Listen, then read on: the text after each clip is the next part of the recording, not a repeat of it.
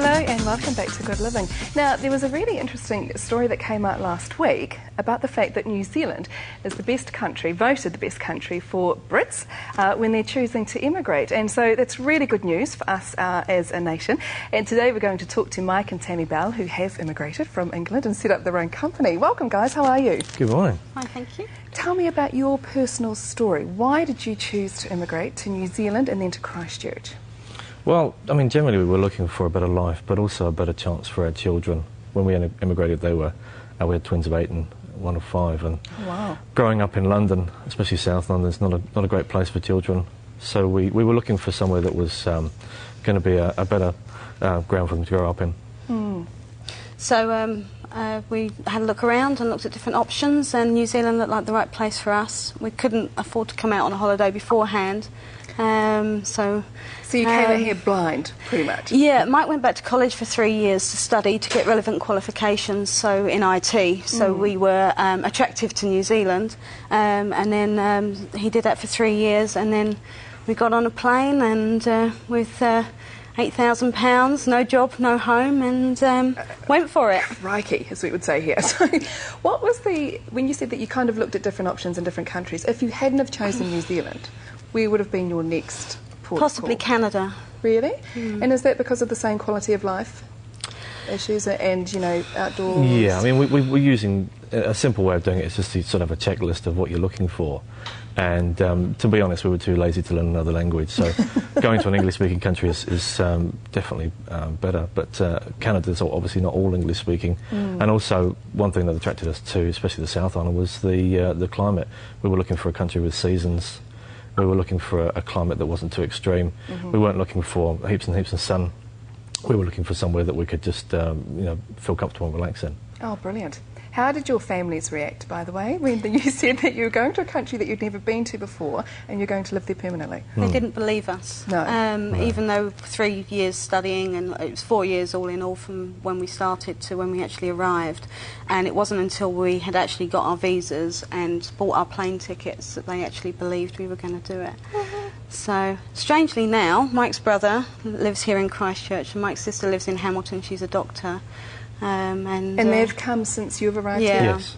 That's quite a common occurrence, isn't it? Yes, you quite often often that. family members will join you. Yes, Yeah, I think a lot of people don't realise what it's actually like here in New Zealand. There's a popular misconception that it's still 1970 here, and when people realise what it's actually like, they see it as a real alternative. I think in a lot of ways some of the points that originally put people off, like low wages, can actually become a positive in terms of you're not so driven at work. People respect your family time, getting out and sort. Yeah, looking for that. A lot of people are looking for that sort of lifestyle balance, where they can have a good job, but they can also spend some time with the kids. That's right, and that's really important. And I know, particularly for Kiwis, when we go overseas and do our OE, there's so much support over there when we get there because it's been going on for so long. But did you find not quite the case here, and is that one of the reasons why you decided to set up move2nz? Yeah, we found really there wasn't much support out here for skilled migrants, and the support we got was through a couple of Kiwi friends introducing us to other people who had migrated. It wasn't about becoming part of expat groups, it was about receiving information that would help us settle easier. That's right. And Networks, yeah, networks. So it was that worked really well. So in 2005 we decided to launch our own support group called move2nz via the internet, so it's web-based, to provide information so people can share information and get support in their process of migrating, be educated so they know what they're coming to. Yes.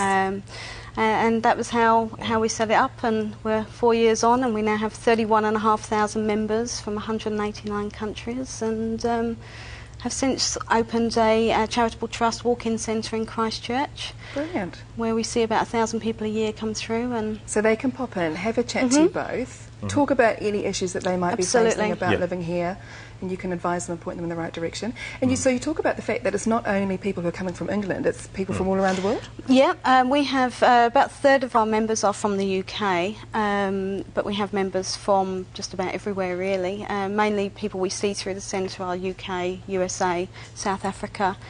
But yeah, just about anywhere. Anyone who's a skilled migrant can use our service. We see a lot of returning New Zealanders as well with foreign partners who have been out of New Zealand for some time, and things have changed here. You know, their friends have moved on, or a lot of it's small things. When you're thousands of miles away from your normal support network, something small can really trip you up. That's right. And all people need really is a helping hand at the right time. Yeah, often they only need often they only need a small amount of assistance at the right time, and then they're fine. It's not so much ongoing assistance. We do help people that way as well. But what we wanted to do was provide something that was based on friendship rather than an official service, so that people can just wander in as they need it. It's free, it's comfortable. They can just relax, grab a coffee, and find what they need to know without bias, because a lot of the information that is out there has some form of bias. It's either from professionals in the field, or it's from official sources. What we wanted to do was provide an honest migrant's view of New Zealand, so that when people came here, they understood the full situation. What we were looking for was realistic expectations. A lot of information people were getting up to this point was from the tourism industry, which is fantastic, but there's a lot of difference between the information you need when you're a tourist and when you're actually living here. And so what we were looking to do through the website, first of all, was to provide unbiased information and also link people together, so that if you're a migrant, for example, in the UK, thinking of coming here, if you can speak to somebody who already has to find out what it's really like, what the process was like, what life's like, then you're walking in with your eyes open.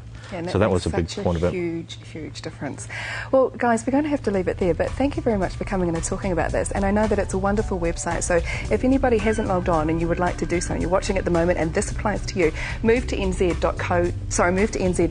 is the website that you need. It has so much information. Mike and Tammy Bell, thank you very much. Thank you.